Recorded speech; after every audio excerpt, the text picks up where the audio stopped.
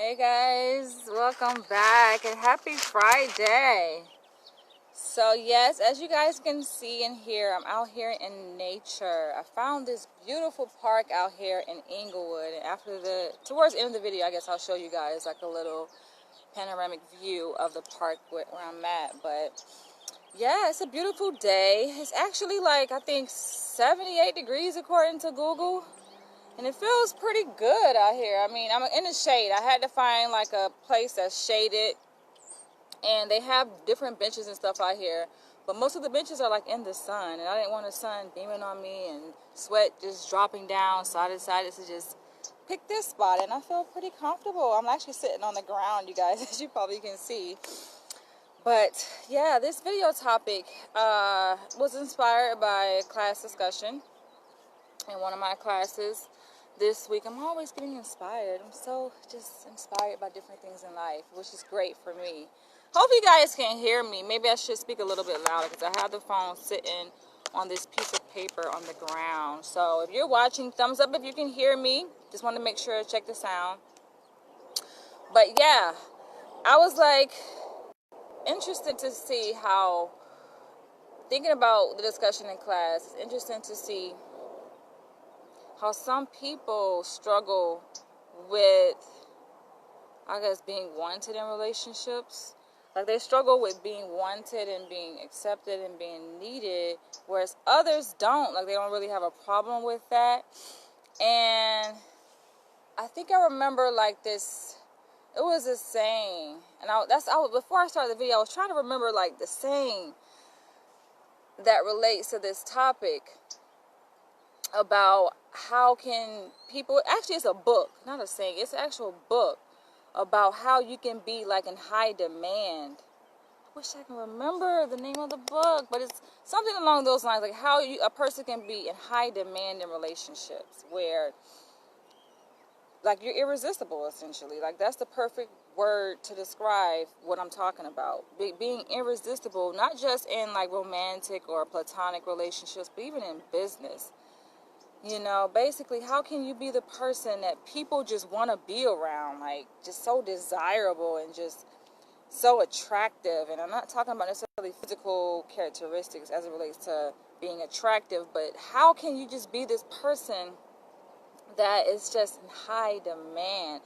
And I think sometimes people are a little bit confused sometimes by my personality or my character, because they're like, I've talked about this kind of recently in my past videos this week about how some people, or few people anyway, I ain't gonna say some, but a few people have said that I'm guarded, and I don't know how I come off. It's just like, but I think it helps to kind of put things into context, because a lot of you guys who know me know that I come from more of a business perspective.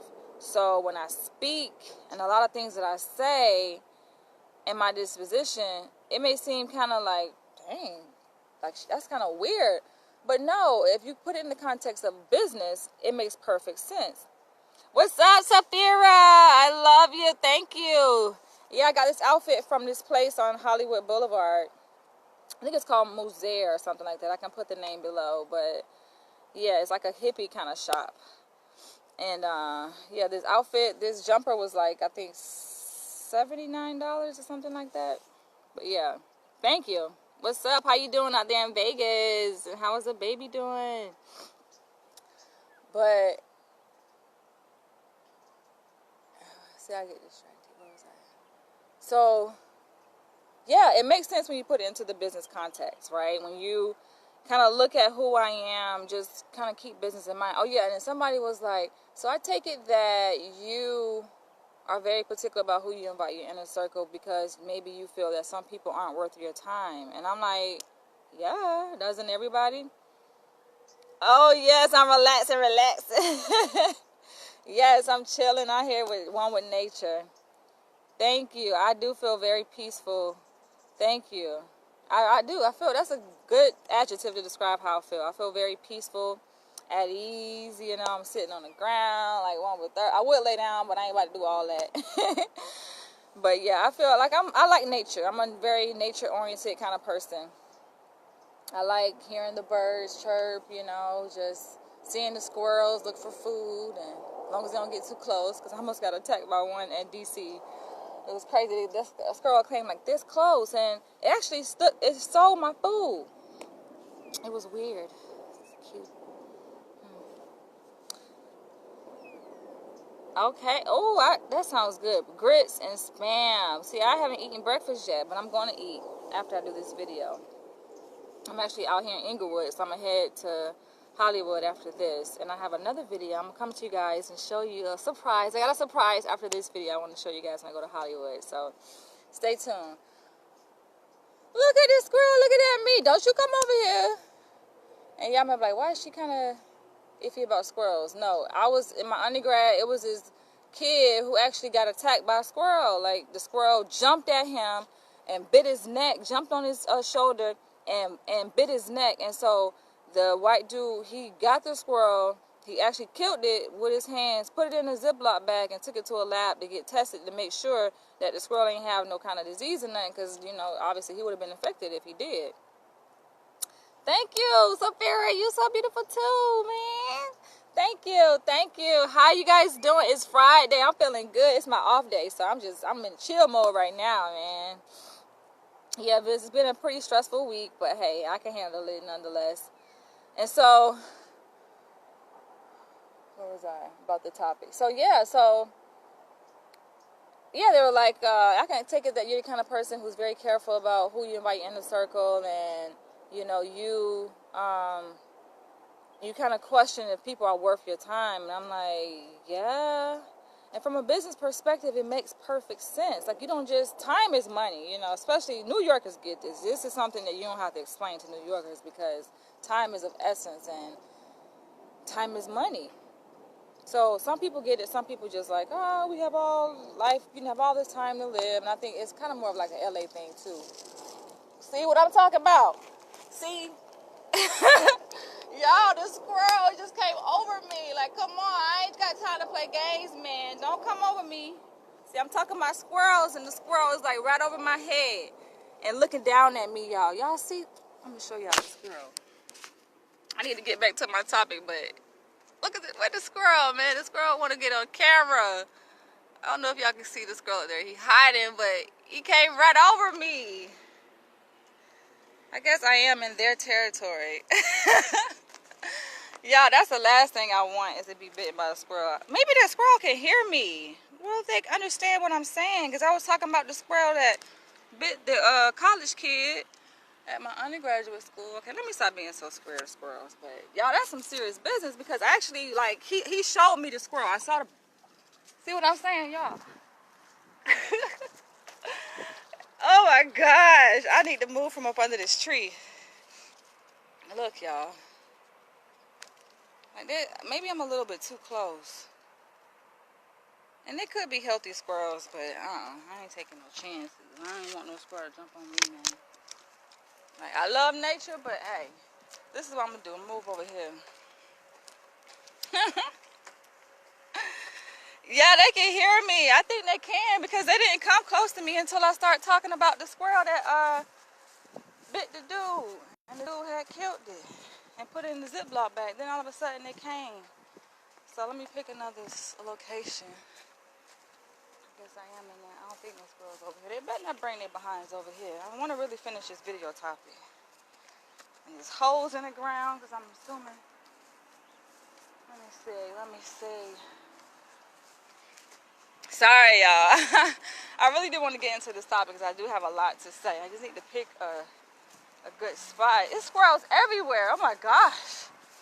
All these trees. I'm like, this squirrel ain't about to get me, man. Let me see. Damn. Okay, this is what I'll do. I will not sit under the tree. I will just sit probably like here. Yeah. Dang, man. Like, I love nature, but them squirrels, y'all, they something else. And look at them. Y'all. Look, they can't hear me. He stopped and started looking at me. Don't come over here. Please let me finish my video. Can I finish my video, squirrel? Please. He's more afraid of you than you are. Okay, he probably is, but that's another thing. If they're afraid of me, then when people are afraid, what they try to do? Attack, right? It's all kind of squirrels. Okay, let me just try to finish this. It's a lot of squirrels out here, y'all. And I don't know, ever since that happened, and my undergrad, when I seen that kid, he had this bag of a dead freaking squirrel. And the squirrel had bit him on his neck. I ain't trying to get bit. I think he was more concerned about rabies, so keep y'all distance. There's a lot of squirrels out here, but let me try to finish this, y'all. Let me see what the lighting is like. Okay. Try to finish this. Oh, that's really cute.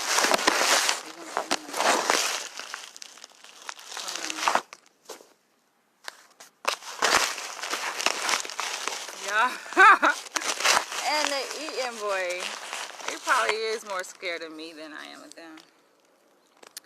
Alright, so let me try to finish. The lighting is kind of weird, but oh well.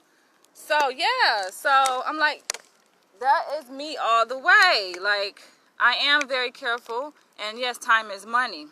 And so I know, like I was saying at the beginning of this video, like some people kind of struggle with that, right? Hold on, y'all.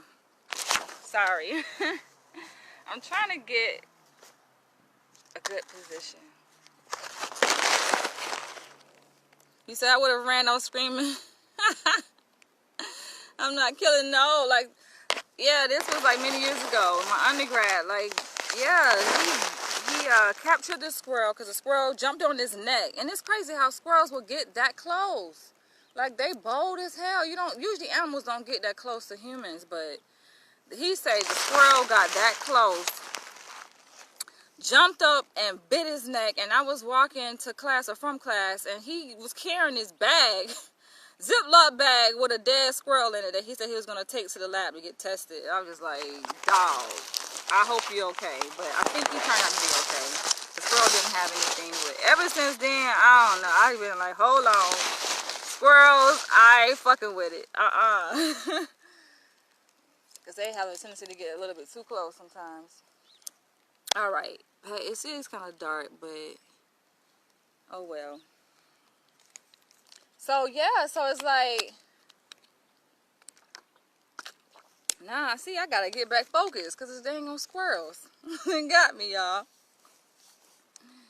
And it's crazy. I'm not even afraid of pit bulls or dogs or nothing but squirrels. I'm traumatized by squirrels, y'all, from that. Okay, so, see? Let me see something. That's because I'm under the tree. The shade. Here we go. Okay, here we go. I need to finish it. Okay. That's better. Thumbs up if y'all can see me. Thumbs up if the lighting is good. If it's not, then I may have to find another place to do this video. But I guess it's good. So, yeah, I'm like, for me, I don't necessarily struggle with being irresistible. I feel like, if anything, I know I'm irresistible. And I'm not trying to sound conceited, but I have many different scenarios and situations that I'm going to talk to you guys about in this video where that's a piece of cake for me. I think that's the reason why it's so easy for me to promote authors and help people build their brand and help people build their platform and their audience, because there's a trick, there's a rhyme to it that you can get people to almost buy anything. You can get people to follow you, to do anything you want them to do. You know, it's a rhyme to it. And I really do think that it has a lot to do with confidence. Knowing who you are as a person, having self-confidence, having faith in yourself. That sounds very cliche, but we have to learn how to put it into practice. Like, sometimes people just don't have confidence. And confidence, you can communicate confidence in different ways, especially with words. Your body language communicates a certain degree of confidence. You know, obviously your posture factors into that.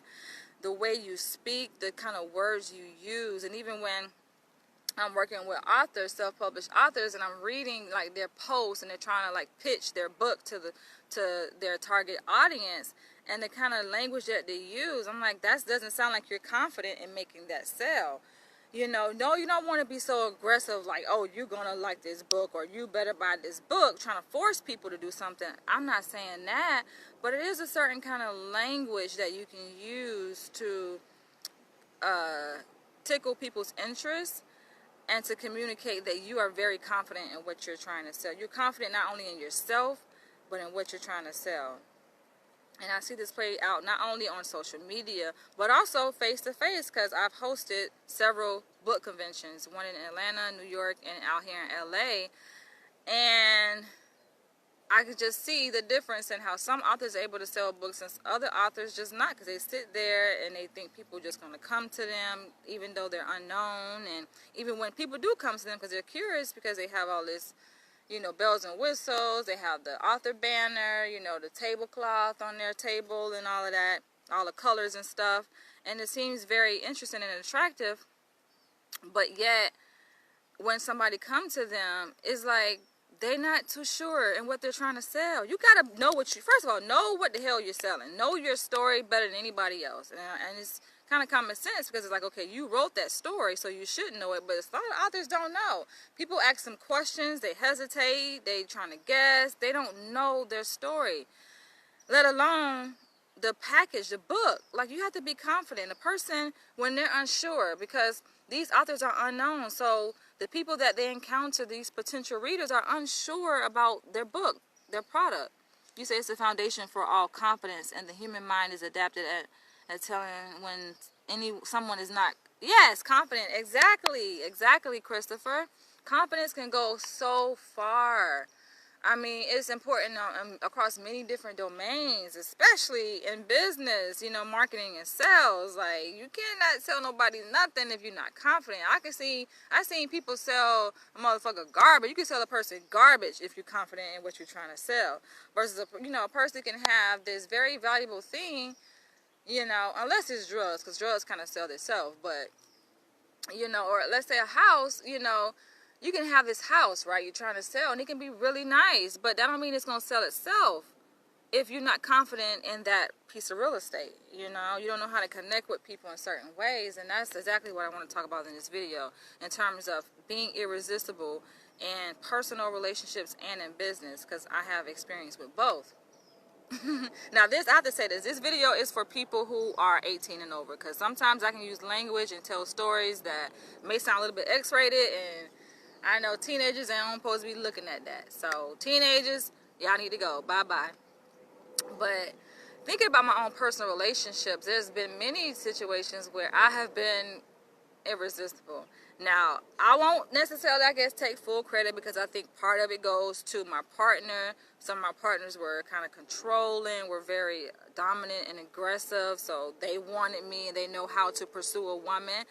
But at the same time, a man can be dominant, you know, and know what he wants, but that don't mean that he wants every woman.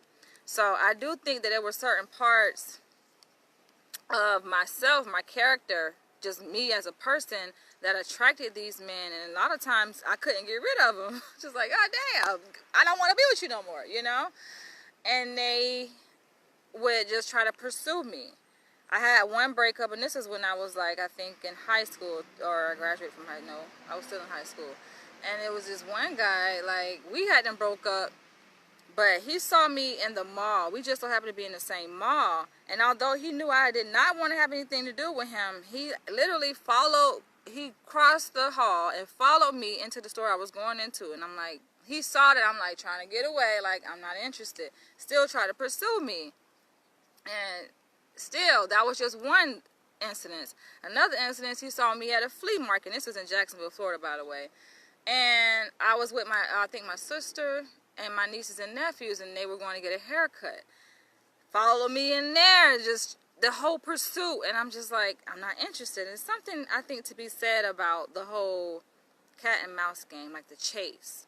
You know, and it's kind of like a paradox, where it's like the more you resist a person, the more they want to pursue you, right? But if you were on the other end, where you were trying to pursue them, you know, or all on their case, all on their back, blowing up their phone, then that might make them pull back. So it's like a dance. And I've kind of, a little bit, I would say I perfected that dance in some of my relationships, where subconsciously and consciously I get engaged in this dance with my partners, where I may withdraw, pull back, and they just want to pursue me even more. So that was that particular relationship. The most recent relationship that I was in was with a guy, ex-military, from New York, from Brooklyn. We ended, we're done or whatever. That ended last December 2017, but we were together for 3 years. Very good guy, I don't have nothing too much negative to say about him. He's a good guy, of course, we all have our flaws. He had his, but I definitely was irresistible to him, because it's interesting. I think, like, throughout our relationship, we have many interesting moments, but I think some of the most interesting moments were, like, when we were going through our breakup phase, because I was totally irresistible. This guy, even though he kind of had some reservations about, the relationship, and maybe, we shouldn't be together, he could not resist. And that much irresistible in the world. If someone don't want me, but I thinking being able to walk away comes with age and experience. Hey, but some people are just irresistible, man. It don't matter. You can say, well, nah, I ain't gonna chase him. You never know. Never say never until you're in that situation. You don't know. And I'm sure he, trust and believe, this man is not desperate. The one I'm talking about, my ex, he's not desperate. He is his own man, has his own mind, as most New Yorkers do. And he felt that he was very dominant, like he is a dominant man or whatever. He, is well established, has decent income, all of that, the whole shebang, right? And I'm sure it's funny, because in the relationship, he tried to make it seem like towards the breakup, like, I ain't gonna chase you, I'm gonna go get me another woman. He would throw that in my face. I'm gonna get me a Caribbean woman, a Jamaican woman, because he was Jamaican, full-blooded. Both of his parents were born in Jamaica. And so he would kind of throw it in my face, like, I'm gonna get me a Jamaican woman, because I'm the kind of woman, I can cook, but I ain't really too fond of cooking. And he has this perception of, a Caribbean women, that they can cook, and they serve their men better than African-American women, right? He would throw that in my face all the time. I'm going to get me out, I'm going to get me a better woman than you, and that. But it's funny, because towards the end of our breakup, he just couldn't resist me. And when I say that, it's like we were getting into a lot of arguments. And I thought I kind of already talked about this, but not in this context. And we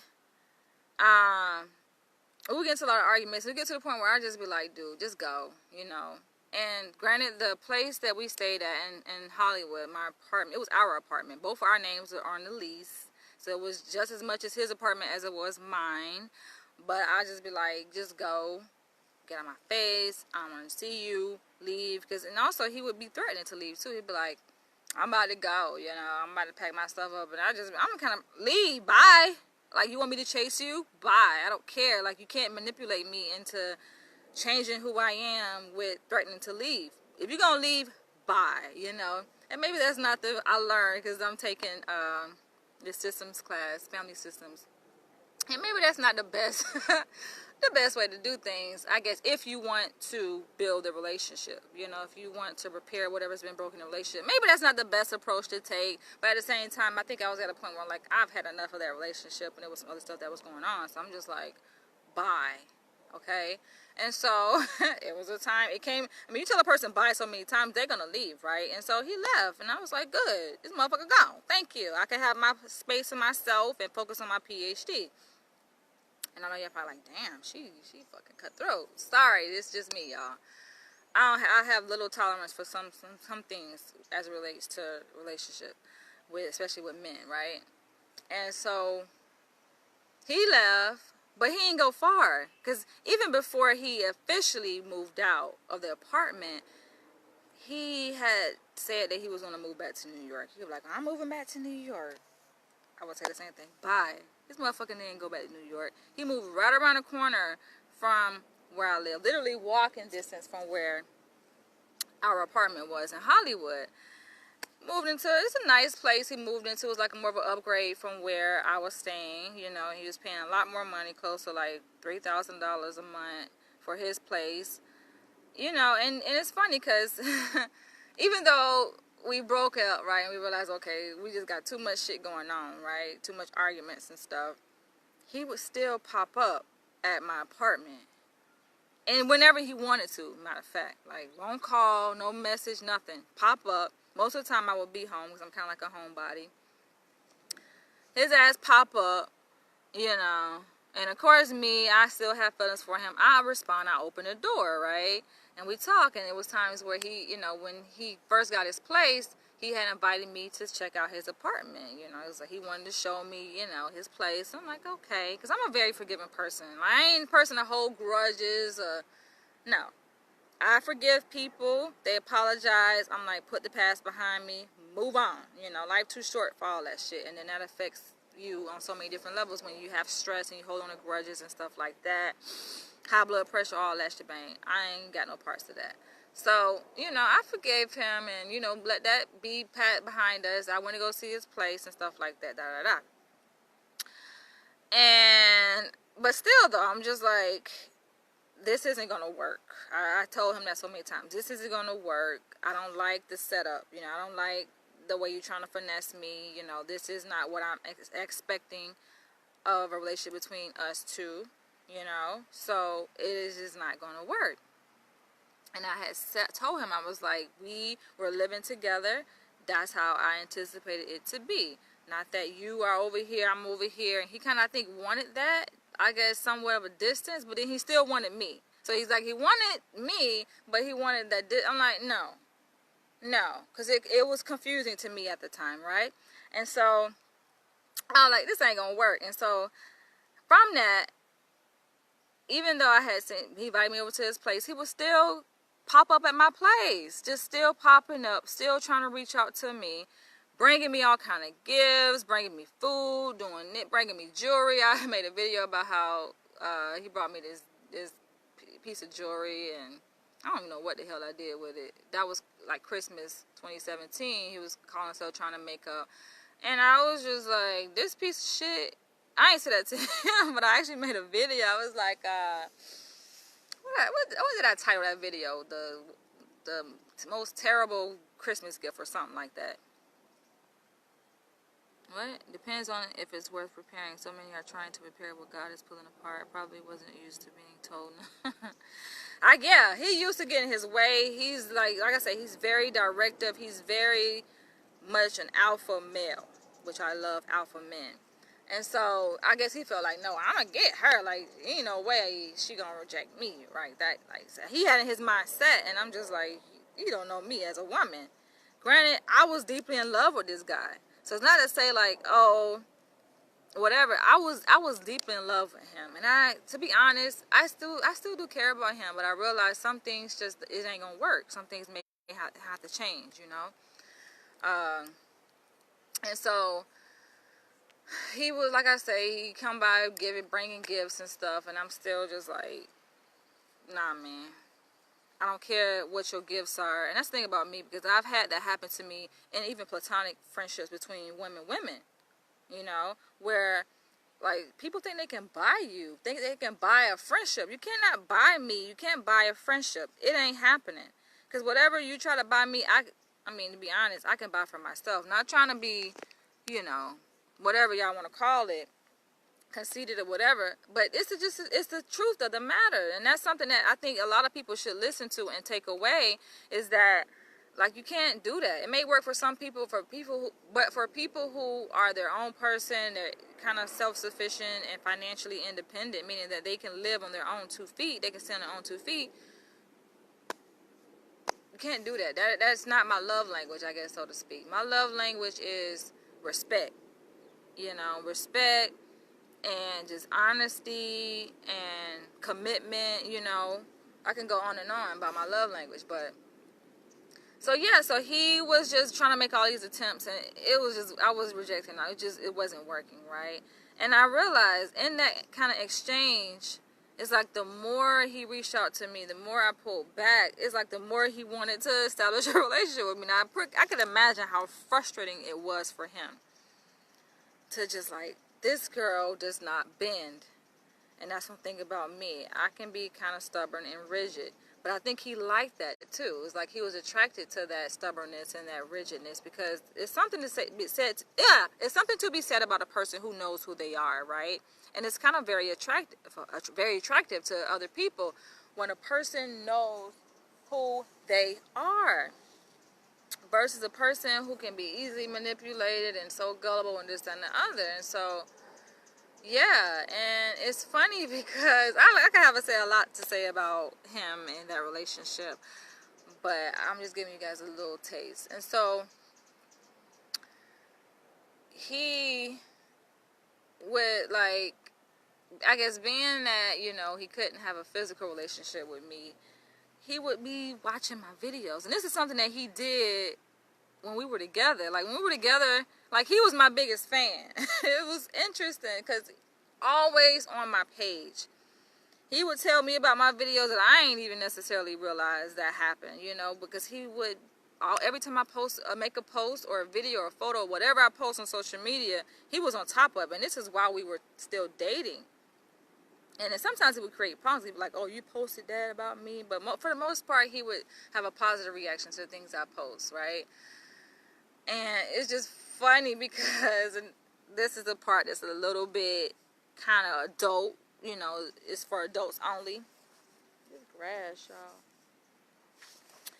And he would, like, so yeah, kids, y'all don't need to see this. Kids leave. But he would be like, it would be times where, you know, when we was dating, I ain't feel like having sex, you know, and so, big deal, right? You know, like, a woman don't want to have sex all the freaking time. Now, granted, I like sex. I'm a sexual being. I'm very sensual, you know, but come on.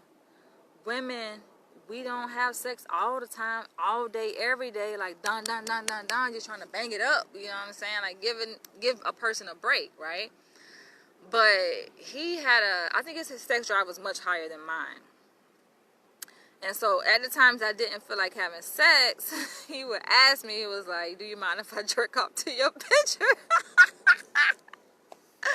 He like jerk off to my picture, so he would pick up, like, he would open up one of my Facebook page and get one of my Facebook pictures and literally, like, sit there in front of me and pull out his motherfucking dick and jerk off. And it was funny to me, right? Because, like, I'm sitting there, we can easily have sex, but I don't want to have sex. And it's, like I say, it's interesting, the cat and mouse game, right? The whole chase, because it's like the more I kind of withdrew, the more he was, like, fiending for me, you know? It's like a drug, you know?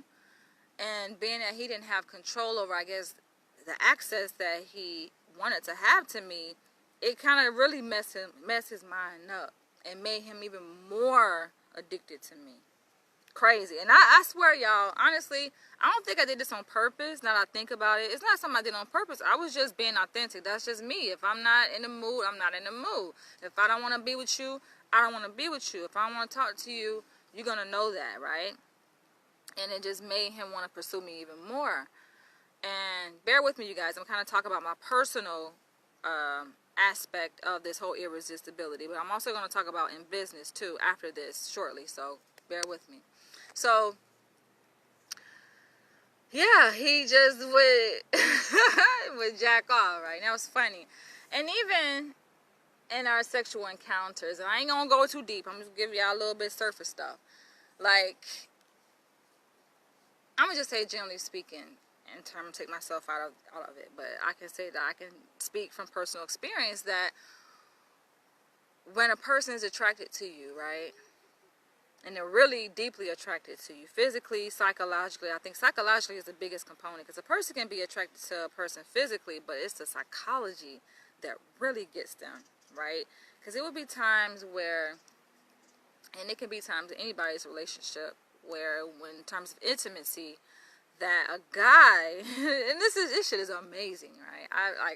I've seen this, like, where a guy without physical touch A woman can be fully clothed and a guy will nut like on himself. Like, it's amazing how that can happen.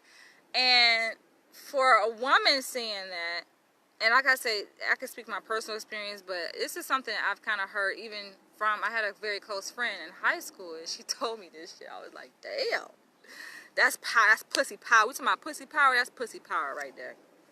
But it's deeper than pussy, you know. I think it's, like I said, it's psychological. It ties, all of that ties into it, mind, body, soul. And so,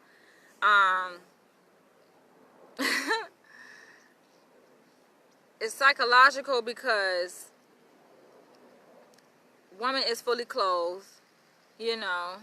She's not dressed provocatively. Y'all see how I dress. This ain't provocatively dressed, you know. Don't wear skimpy skirts or none of that. Boobs ain't out, none of that. But a man, it's amazing to see a man dick can just be rock hard right there, just by being there, you know. And there's something that's transmitted psychologically that arouses him, you know. And from a female's, from a guy's perspective, he may feel weak, like, damn, how the fuck she got me like this, you know. I'm supposed to be the one turning her on, or, you know, kind of in control of the situation. It is very mental, Chris. And I can't recap. I got to keep going. You got to go back and watch it. And so, from that, like I said, a male's perspective from that, if he's in those shoes, right, he may feel a little bit disempowered or whatever. Like, damn, you know, she got me. You know, she has this mental, psychological control over me or whatever. She's able to woo me. She got me kind of wrapped around her finger, so to speak. And from the woman, of course, the woman was going to feel empowered, you know. But like I said, I wasn't doing this on purpose. This is just me. I swear, there's no formula to this. It's not like I'm like, okay, let me do this, and that, you know, and boom, affect him in this way. It's like, no. I was just being Danielle, naturally being myself, and it happened that way. It would happen that way many a times.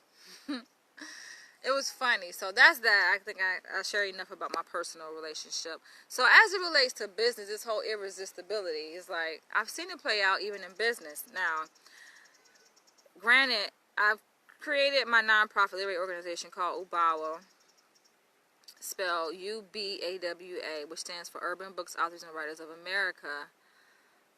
Back in 2009, I conceived the idea in 2009. I think I officially launched the ubawa.org website in 2010, and we have great success. It's grown very tremendously over the years. You know, I would say that we have a decent sized platform. You know, it's not like in hundreds of thousands, but we have like close to 10,000 followers on Facebook, and thankfully, you know, it's pretty strong. Very strong following, to say the least. It's very close knit. Like, you know, we support each other. It's going well. Like, I don't really have too much negative things to say about UBAWA, so to speak, right?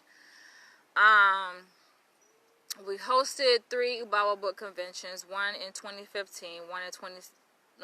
The first in 2013.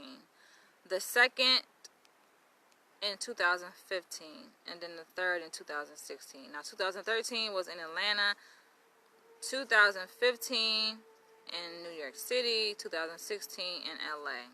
So 3 book conventions. It's an annual thing, but being that my life is so crazy and diverse, I've been different places purposefully. In every place I went, I've hosted the UBAWA book convention. And also, I've kind of managed having to maintain with school and stuff like that. That has gotten in the way of me being able to do certain things. You know, being able to host and keep it going annually. But it's still going. It's just kind of like on a hiatus, right?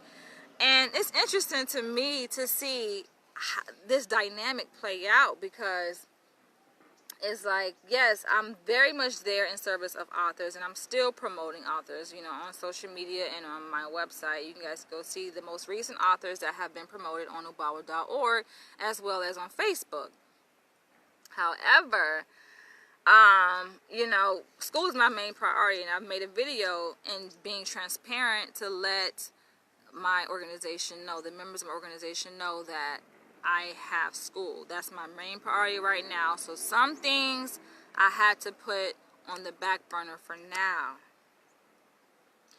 And when I say, and I cannot exaggerate this, y'all, that my inbox and the amount of inquiries that I've received through BAWA for services and all of this, like for help, it's amazing.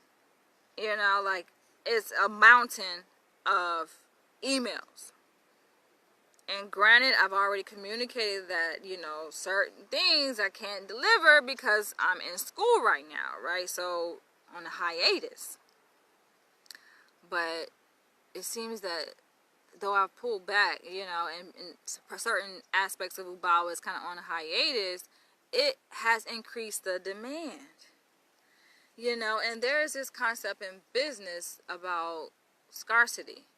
So where products or services are scarce, it increases the demand, meaning people want it even more. The more scarce a product or service is, meaning the more rare it is, the more difficult it is to access, or the fewer amount of products there are, or copies, let's say, that there are, you know. It increases the demand for that particular product. It's interesting how that works, you know, whereas if a service was easily accessible, or a product was, there's a lot of different copies of that product accessible, then not to say people are not going to be interested in that particular product or service, but the demand is going to be impacted by that. So that's amazing. And when the demand of something goes up, the price also can go down. The demand goes up, the price actually can go up. So it's interesting to see that correlation, right? When the demand is low, usually the prices go down because the people who are selling this product or service want to increase the demand and make it more accessible and more attractive to people who are interested. So they will drop the prices as well when the demand is low. But when the demand is high, then that's when the prices go up. So that's why you see in business that there's a change in the cost of certain goods and services.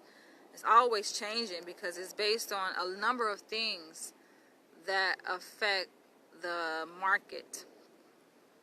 It definitely influenced by people's lifestyle, you know, so many different factors that factor into the cost of goods and services. I'm trying to think of the term. It just has escaped my memory because I haven't eaten, y'all. What time is it? 11:56, but damn, what is it called? The value of the dollar, essentially. Like, it changes, right? I don't think that's the official term, but y'all get what I'm saying. It's like, it changes. So with that, I'm trying to say is that the value of products and services change. And this is not, I know it may come off because a lot of y'all are very religious people, right? And I know the whole scripture about, you're not supposed to puff yourself up, you know. He who exalts himself is going to be humbled. He who humbles himself will be exalted. So I am not trying to be like, I'm just all that, and Bawa is this. Like, it speaks for itself. I'm just creating this video to communicate this message to you guys so you guys can see how things work. So maybe it can help some of you guys, because I realize, I've seen this even recently, that some people do struggle with that. And you have people in their life, people, you know, in life, they tend to do a little bit too much. So in their relationship, they're chasing their partner and like, why he don't call me back? You know, why she don't call me back? Perhaps because you've been on their back so much, they running away from your ass. You know, take a step back and let them pursue you and see how things go. Same thing in business. You have authors or business owners like, why are you not buying my product? You know, I put all this time and effort, you know, and money and energy into writing this book and, you know, purchasing this amazing graphic design for the cover. I've invested a lot of money in my website, but my books aren't selling. Nobody won't buy my book. And you check their Facebook page or social media, and they post like every freaking 30 minutes their book link. Oh, duh, you're trying to shove it down people's throat. People don't like when you try to force things onto them. It's a balancing act. You gotta pull back a little bit, right? You know, pull back. It applies across the board in personal and business relationships. There's something to be said about supply and demand, and how you can control the demand just based on how easy accessible your supply is. Their supply can be anything. It can be, if you're in business, it can be a product or service. In relationships, it can be time. Time is important. That is the supply. If you make yourself so easily accessible to people in your friendships and your relationships, that can definitely have an impact on their perception of the value of who you are in the relationship. And I'm talking about in excess. Like, you just always blowing somebody up. People can get annoyed by that, right? You always on their back, why we don't go out? You don't answer your phone. Decrease your supply of time and then see how that affects that dynamic of the relationship. It works like magic, you guys. And at the core of... Okay, let me get up. Yes, it's my swag. Thank you, Chris. But I'm realizing that, oh, y'all, this ground was wet. Oh, well, it'll dry. I ain't worried about the small stuff, but I'm about to wrap this video up. I got tired of sitting down that low. But I just want to say that, yeah, it's like, at the core of all of what I'm saying, as I said earlier in this video, it goes back to confidence. Having confidence in yourself, confidence in your product, in your service. Just be confident and have swag and style, like as Christopher says, you know. It's like, know who you are, and it's gonna sell. You're gonna sell. You're gonna be irresistible, you know. But if you have this deficiency in your character and you don't know who you are and you're insecure, which you see that a lot, man. Insecurity is not attractive, by the way, in case some of y'all don't know that. I'm actually at the playground right now. But it's very unattractive, and, you know, I get it. You may be insecure for different reasons. Water bottle trying to get away. Okay. Yeah. Like, you may be insecure for many different reasons, right? You have your reasons for being insecure. But it's not attractive. Nobody don't want to be around an insecure motherfucker. You know? And then nobody ain't going to give their money to no insecure person who's trying to sell them something. Have confidence. I ain't saying be arrogant, you know, but I think a little bit of arrogance may help. Even a little bit of conceitedness, you know, may help. You know, it's not about, oh, something is all good or all bad. No, it's in moderation, the amount that is present in that particular thing, in that person, it matters. But insecurity is a no-go, man. And you see that so much. It's like, oh, a person want to be your friend, but you could tell they got so many flaws, so many character flaws. And we all do, yes. But you're insecure. You're insecure in who you are. You're insecure in yourself. It's like, nah, man. Got to be confident. Know who you are and know that you bring something to the table too, just as much as the other person. Don't be looking at the other person like, well, I want to be their friend so much. You know, they seem so cool. I want to be their friend. Okay, you want to be their friend, obviously, because you see what they bring to the table. You see their worth. But what about yourself? What about your own worth, your own value? You bring something to the table. You have positive characteristics. Do you not see that in yourself? Because if you don't see it in yourself, I guarantee you, how the hell other people going to see it? And one can also say that, yes, it matters how other people see you. So other people may see worth in you. But if you don't see that shit in yourself, it's a no-go, man. Other people may see that, okay, because they looking through a positive lens, and they probably think this way about all people, that, oh, she's a strong person, or he's this. He's confident, or he's attractive. But if you don't think that shit yourself, and you like, nah, I don't really feel that way about myself, come on, man. That ain't gonna do you no good. You know, so a lot of us, you know, including myself, you know, we have areas of improvement, things that we can work on in our life, even through therapy. Therapy is, I think, is a good place, you know. But some people, they have different methods of how they go about stuff. They go to church, they have a spiritual advisor, you know, they may write, you know. There's different ways that you can gain insight into yourself as a person. Me, I like to write. I've been to therapy, but vlogging helps, you know, for me, because I actually go back and watch my vlogs and I analyze myself, and I think I'm my biggest critic, you know, so I gain a lot of insight about myself just by going back and watching my vlogs. But there's many different ways that, you know, you can get to know who you are, because that matters, man. You got to know who you are before you try to step foot into any relationship, whether it's business or personal. On that note, as promised, I'm going to give you guys a quick tour, but let me set this down real quick. Put this in my purse. Thank you guys for tuning in. Like I said, I always say this. I can go on and on, but I'm not, because I have things I need to do. I need to eat me some brunch. I ain't ate breakfast yet. Hello, you are so right. Insecurities are game changers. Yeah, man. Game changers. And on that note, thinking about my past relationship, I would say maybe parts of him was insecure, you know, even though he tried to fight against it. I think sometimes people say, oh, you make a person insecure, you know, something about you, you're so confident that you make the other person feel insecure about themselves, because maybe they're trying to compare their level of security to your level of confidence. And the relationships are so complicated, man. That's why I even made a post. I was like, if you come to me, you got to be confident in who you are, because I think it's like that transference. It's something that's I don't know, something gonna go off where if you're around a person who is super confident in who they are, right, but you not quite there, not to say you're not confident, but maybe yours don't necessarily measure up to theirs. It's like you're gonna notice that difference, and that difference may make you feel insecure. That's what I'm trying to say.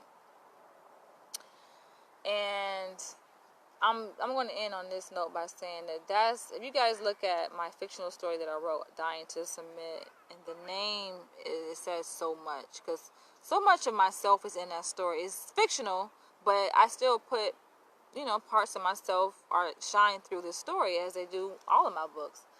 And yeah, knowing who I am as a person, sometimes I do have a desire just to be with a person who is much more confident than I am, much more dominant than I am, secure in who they are, you know, just to balance it out a little bit, right? So that it makes sense.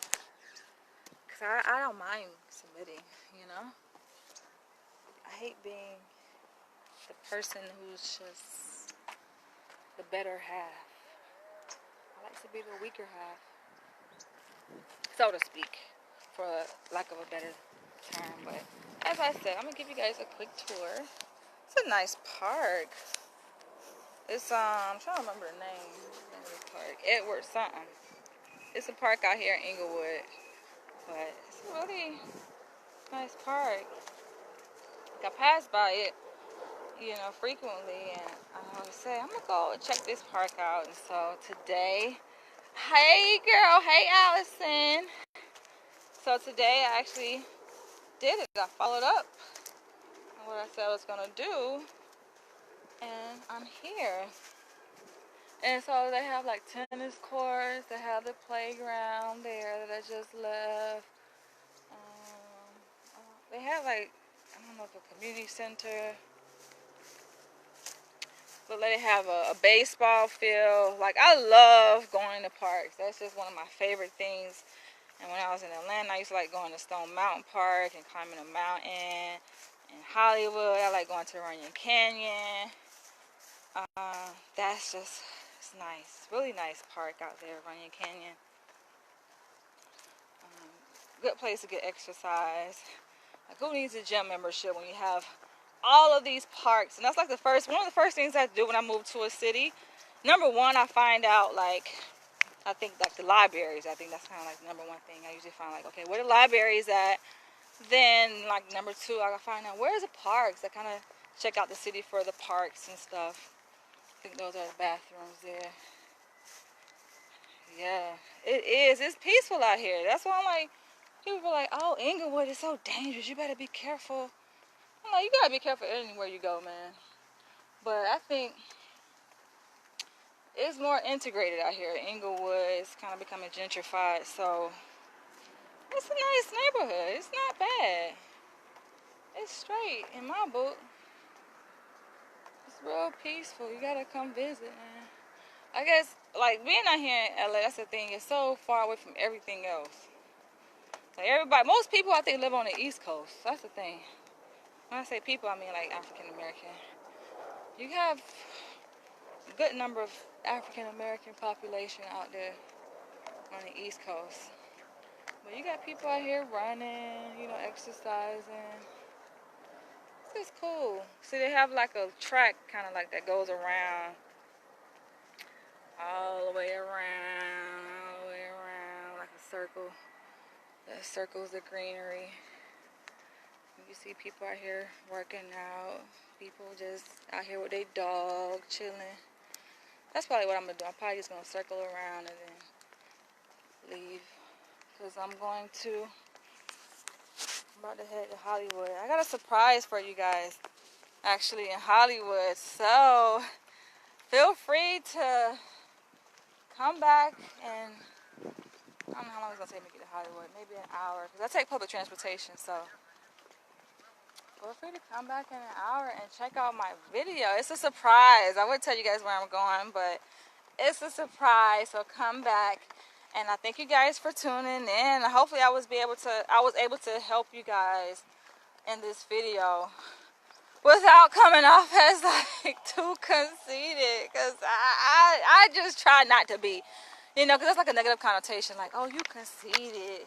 You so confident, you conceited. What is this? Oh, they got workout equipment out here. Look, y'all. Woo! Oh, yeah, this is a good workout right here.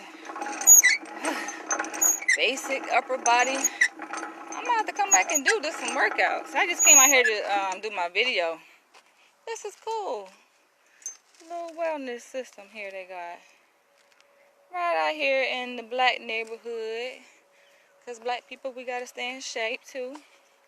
Oh, they got more than one playground. Dang, this is a big park. Oh, hold on. Let me see. It's gonna go pretty deep. They got, okay, I seen the playground over there, the one I was at first, and then there's 2, 3. I think they have another one out there. Dang. I gotta go back and watch it because I missed it. Oh yeah, you should go back. I was just talking about irresistibility.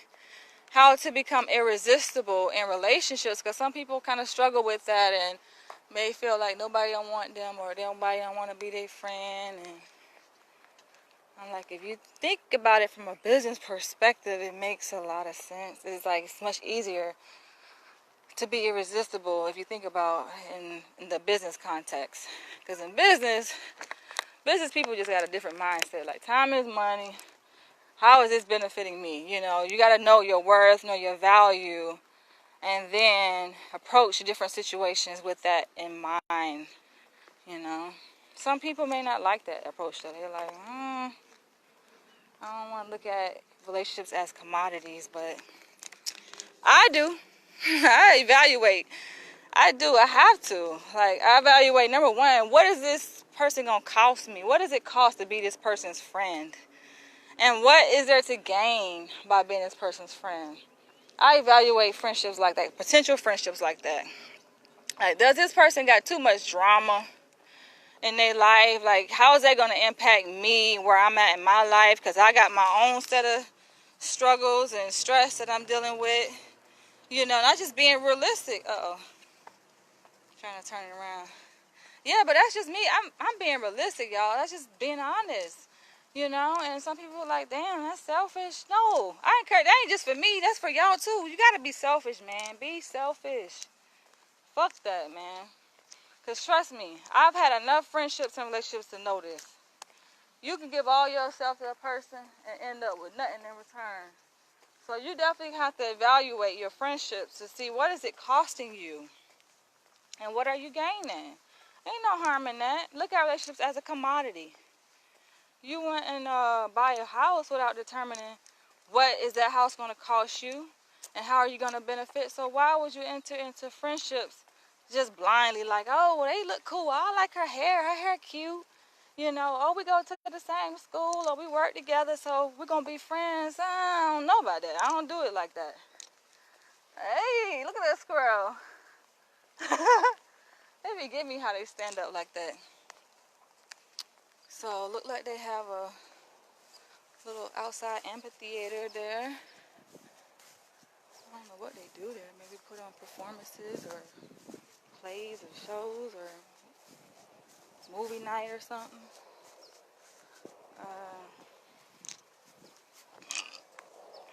And they got benches over here. I guess you can have parties. It's nice. But yeah, that's important. Evaluate friendships. You know, look at them as commodities and understand, like, do a cost-benefit analysis. I do that with my friendships, you know. That's a business term, but hey, it matters. Trust and believe it matters, because if you don't, that's friendships will take a toll on your ass, and you can get yourself caught up in some shit, some drama, and you like, how in the hell I get here? Because you ain't do that cost-benefit analysis. You ain't evaluate the situation. You just went off of feelings and what you thought looked right. All right, thanks. Yes. Come back later. Thank you for stopping by. But it's the truth, man. You better get yourself into some mess. And you be like, how in the hell I get here? And this drama, but I'm about to end this video. I will catch you guys in the next one. Catch me in, let's say an hour and a half. I'll come back later. Catch you guys later. Love you guys. Bye.